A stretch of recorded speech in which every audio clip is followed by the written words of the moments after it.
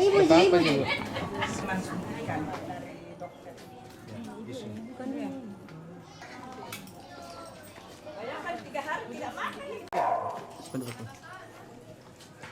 Jadi ini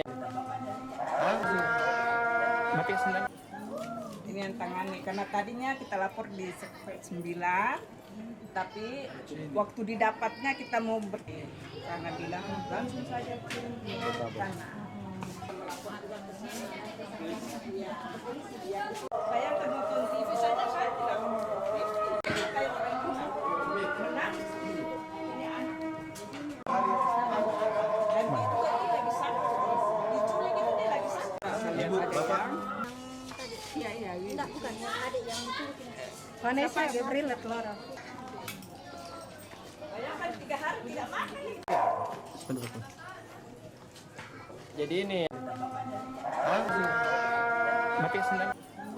Ini yang tangani. Bisa lolos dari penculikan Loncat dari jendela. Lantai berapa, Bu? Saya enggak tahu. Siapa yang temukan Bu saat waktu loncat?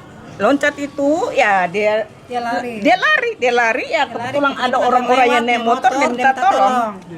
Oh, jadi Minta diantar tolong ke sini. diantar ya kemana tahu kemananya diantar ya sudah itu jadi akhirnya sudah tersebar dia punya foto-foto.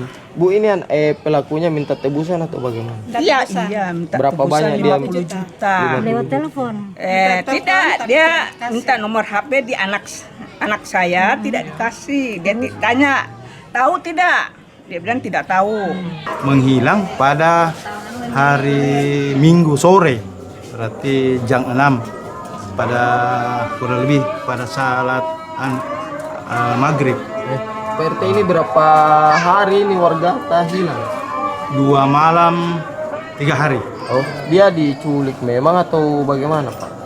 Ya, motifnya seperti itu karena tanpa seizin dengan kedua orang tuanya, tidak seizin dengan keluarganya. Nah, ini warganya waktu diculik informasinya dia dibius atau bagaimana? Ya, menurut keterangan anunya, orang tuanya, ibunya, ya seperti itu. Ada semacam bekas suntikan di tangan sebelah kiri atau sana salah.